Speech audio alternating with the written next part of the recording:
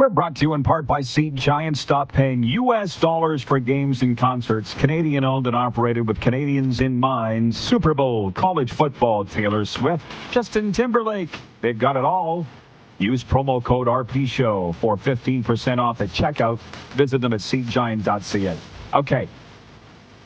Let's get his gorgeous face on the air. His bio on Instagram says, your favorite black guy in a suit. The perfect blend of Edmonton, Toronto, and Las Vegas. How about sports that? Sports podcaster, writer, and storyteller, the star of Avery's sports show from the Game Over Network. What's going on, Avery? I'm doing well, Rod. And that introduction, wow, magnifique. Thank you, sir. How about that? Well, you wrote it, so it's all on you. Listen, I texted our mutual friend, Kevin Carius, moments ago, and I said, I'm finally going to get some quality Edmonton sports analysis on here because Avery's coming on with me. That's the guy that introduced me to you, and I'm so happy that you didn't let me down. You wore your fedora today. You're the old school reporter. Give me your take, first of all, on the Oilers Kings, Avery. And how nervous were you that the Oil weren't going to pull this off? You know, when they were down 2-0, it looked like, wow, this might be the year the Kings have it figured out because we saw the LA power play going strong. That the 5-forward unit couldn't be stopped. Stuart Skinner was having a tough time, and anybody not named 97 or 29 just couldn't produce. But the more we saw Edmonton rely on its depth, would be the depth forwards, be it guys like Adam Henrique, Matthias Janmark, and then we saw Connor Leon wake up. Edmonton figured out how to get past LA and realize, hey, LA is once again going into their defensive shell, which, as we've seen in years before, hasn't worked for the Kings. No. Well, I'll tell you, and the series changed on a dime when the goaltending change happened. Do you think we see Stuart Skinner again this spring or not? A fun poll question that would be. I do think we do, but I think starting against Vegas tonight, I think it is Calvin Pickard and net for game one. I mean, if Calvin does struggle, they do go back to Stewart, but I think for right now, the net belongs to Calvin Pickard until he loses, I would say, 2 games in a row, Rod.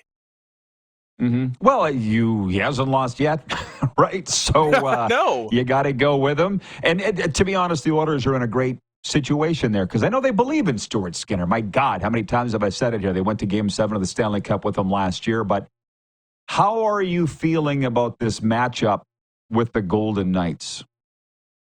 Plain and simple, it is going to be a hard matchup. I mean, we saw 2 years ago how Edmonton had a tough time with Vegas, but now look at the Golden Knights. This is a team in where, I mean, Thomas Hertl plays in the third line.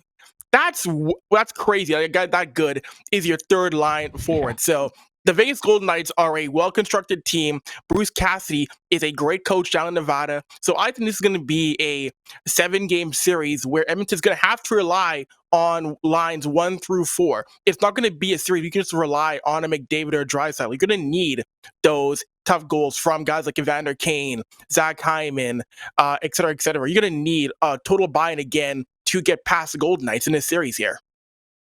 Yeah, there's no doubt. By the way, Leanne from the Queen City writes in. She says, Pickard should start. They're 4-0 with him. Keep the faith in him, just like they would if Skinner was on a roll. That's why I say they're in a good position there. But, Avery, you've been covering Edmonton sports for a while.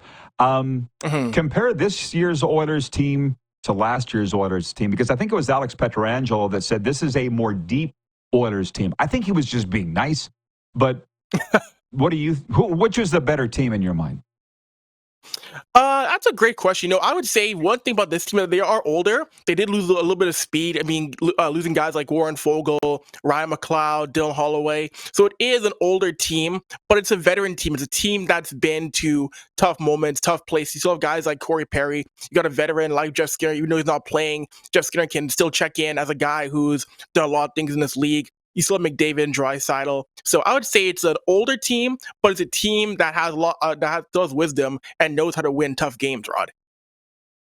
You know, it's funny you say that because I think statistically they are the oldest team in the NHL when I saw that stat. And everybody thinks that's a bad thing. I'm like, that's not a bad thing if those old players are good. I mean, look at the 16 teams that aren't in the playoffs. The age, to me, doesn't have anything to do with it. They can't always be like that. But it's okay for now. Tell me what the city of Edmonton's going through right now. Like literally over the last let's say, 3 weeks? The ups, the downs. I think that's just kind of part of being an Edmonton sports fan, isn't it? Oh, totally. It absolutely is. And I mean, looking at that LA series, even when this team won game 6, like there was celebrations outside for a first round series. I mean, ever since this team went to the cup final, a playoff win brings the people out no matter what round it is. I mean, you probably saw the Moss Pit had thousands of people in there celebrating and cheering. And now you're right. That's life being an Edmonton sports fan, a sports person. You embrace the highs, you embrace the lows, no matter what team it is, be it the Oilers, the Stingers, the Elks, doesn't matter. I kind of couldn't believe the amount of people writing the Oilers off, though, when they were down 0-2. That surprised me, because you get some negative Nancys that are like that, but it was a lot of people. I'm like, did you guys not learn anything? You were down 0-3 in the Stanley Cup final last year and came back. Were you surprised by the way Oil Country took that series start? I was, it was a little bit surprising because, you're right. Being down 0-2 does stink, but this is a team where I think people know now you can never count out a team led by Connor McDavid and Leon Draisaitl. They'll figure it out. I mean, they'll find a way to at least make it competitive. We saw it last year in the Cup final. We saw it here. I mean, even last year when they were down to Vancouver, people were saying, oh, that's it for the Oilers. They found a way to win that series in 7 games. This team's resiliency and this team's ability to never say die is one of the biggest benefits, I think, as a franchise. Avery, you've got me believing the Oilers are going to beat the Golden Knights. I think Chris Knobloch should bring you in and give a speech before Game 1 tonight. You mentioned the other Edmonton teams. John in Edmonton writes in, he says, question for Avery. Are you still going to be covering the Stingers starting this Sunday? Question here from a 7-year season ticket holder. Absolutely. I'll be there on Game 1, Edmonton-Calgary. It's an Edmonton Stingers team that, a lot of veteran guys. It's a new team. A lot of the guys we know are either retired or have left the team. Guys like Brody Clark, Jordan Baker's now the head coach. Adika Peter McNeely is now the coach of the franchise now. It's a reset now for the Stingers, but this is a team that's going to come in, a lot of fresh faces, trying to find a way to get back to a championship weekend in Winnipeg. And I can't let you go without talking about my beloved CFL. You and I met on the concourse at Commonwealth Stadium, and Kevin Carius introduced us, and you two were teasing the ever-loving hell out of each other. And I loved it. And I was like, hey, Avery, yours and my spirit matched. I'm like, this guy's got a vibe. I like it. How are you feeling about the Elks under a brand new regime same quarterback, but new coach, GM, and president? First of all, I like the fact that this team and Mark Killam is going to commit to Trey Ford. He's their guy for the next little bit here. And the fact that they've gone out, Ed Hervey's gone out and brought back Jake Serezna. You bring in Tyrell Ford. You bring in an offense that is dynamic now. And I really feel like this Elks team is going to be, at worst, an 8-win team. At best, a 10 to 11 win team that is going to go out and challenge for the Western Division title in my mind. And I'm going to say right here on your show, Rod, the Edmonton Elks will host a playoff game in 2025. They'll be hosting a playoff game. I'm writing this down.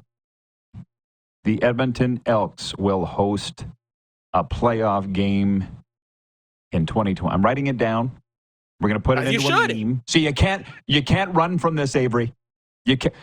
I will own it. I'm going to put out my predictions this weekend. Spoiler alert, I got Edmonton 5th. Don't at me, Edmonton. But Avery, you're on top of it. I think you're the greatest. Thanks for the time, and let's do it again soon. Yes, sir, Rod, anytime. All right, everybody. Your favorite black guy in a suit from Avery Sports Show. Avry Lewis-McDougall. I like the cut of his jib, man. We'll be right back with a mini overtime after this. We're live on Game Plus TV, streaming live and podcasting wherever the best podcasts are found.